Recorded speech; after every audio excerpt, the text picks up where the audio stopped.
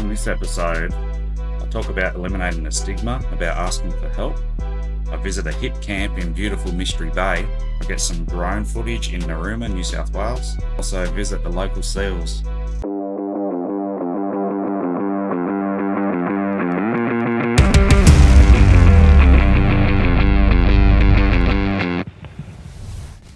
Yeah, g'day guys, thanks for joining the channel. I'm off to Mystery Bay for a little camp trip. And yeah, it's meant to be beautiful weather, beautiful swimming, and I'm really looking forward to it. As I've said before, I'm gonna talk to you a little bit about my journey, show you my journey on my trips, mainly about my PTSD journey. Been a cop for 18 years. I saw a lot of things, a lot of upsetting things, and you just learn to put a shield up, put a guard up, and that can increase your longevity in the job, but it can also be what ends your career as well. So, the most important point I want to get across in this video is you're only human. You are susceptible to all the shit life throws at you. Being in emergency services, whether it be fire, ambos, police, you're who people turn to for help when they need your help. And let's face it, the world needs emergency services. Everyone does a great job. I have met and worked alongside some beautiful, heroic, yet kind-natured people, and met a lot of great friends along the way, and I still call them friends today. But in saying that, when you are broken, it's time to admit that you're broken.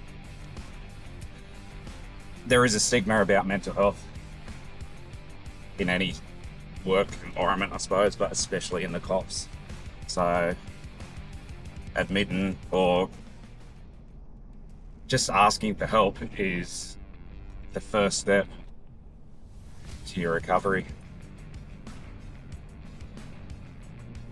I've got to admit, I was so scared, shit scared, to make that call.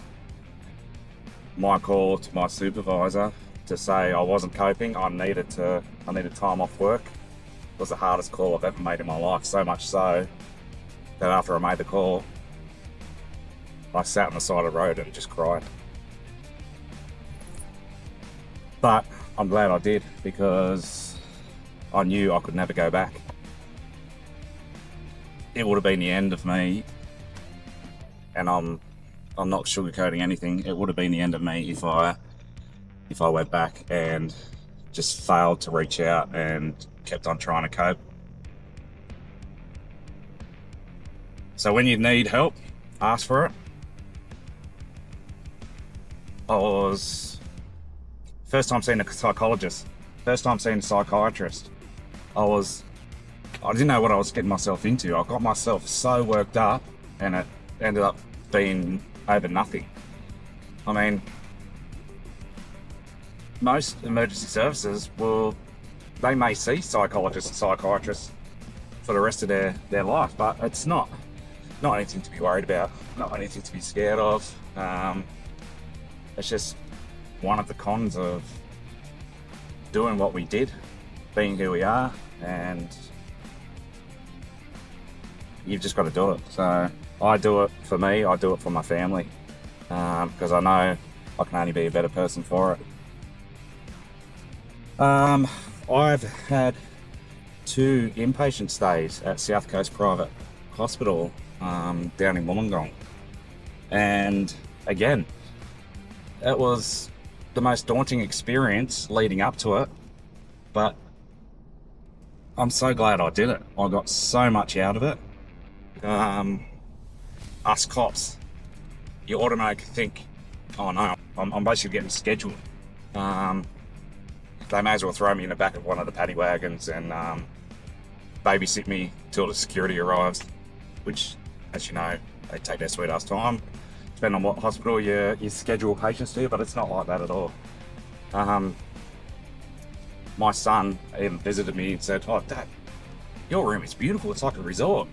And yeah,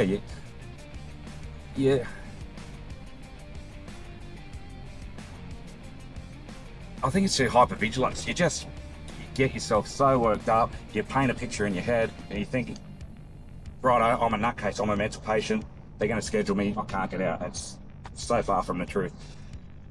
The nurses who I met at South Coast Private Hospital were beautiful. Their care was, second to none. You don't even feel like you're in a hospital in there. It is a former motel down in Wollongong, so it's like you're just staying in a motel. You don't get locked up. Yes, you do have to sleep there, stay there for, I did PTSD phase 1, which was 3 weeks. I went back and did the phase 2 program because I really found it beneficial, and that was 4 weeks. But it's just a bed for the night. You do your group sessions, you speak to psychologists when you're in there, they may tweak a few of your medications, but really, that's not a bad thing. I really got a lot out of it. A lot of people who I've spoken to and sort of been a bit of a mentor for have shown their reluctance to go because they don't want to be a burden on their family. Yes, you are away from your family at night, but you still get time to go home, go visit your family, go for walks. It's the Blue Nile at Wollongong is one of the best walks you can ever do. It's a beautiful part of the world, and your family can come and visit. Or if you don't want them to see you in that sort of environment, you can go and visit them. So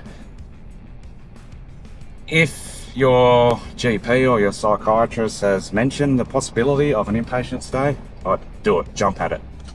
They can be quite hard to get into. There's a bit of a wait list for certain programs, but I have never looked back. As you know, I'm not cured.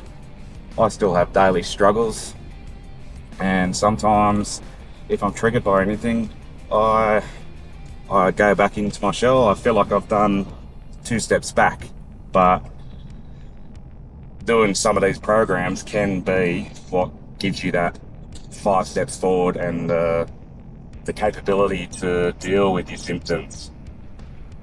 It wasn't until I went for the first inpatient stay at South Coast Private that I really learned what the symptoms of PTSD were. And it was like a light bulb moment. It went flashed in my head, but I realised that it wasn't just a recent thing. It wasn't just panic attack that I felt that I had when it was time to call it quits.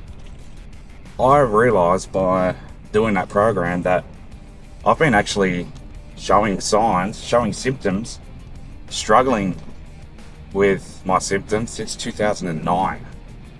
Now, if you work out the years, 2009 to 2022 when I went off, that's a long time to be trying to cope. So, yeah. If you get anything out of this video, apart from some of the nice places that I'm going to show you. Oh, came in a bit hot to that corner, sorry. Take that leap of faith.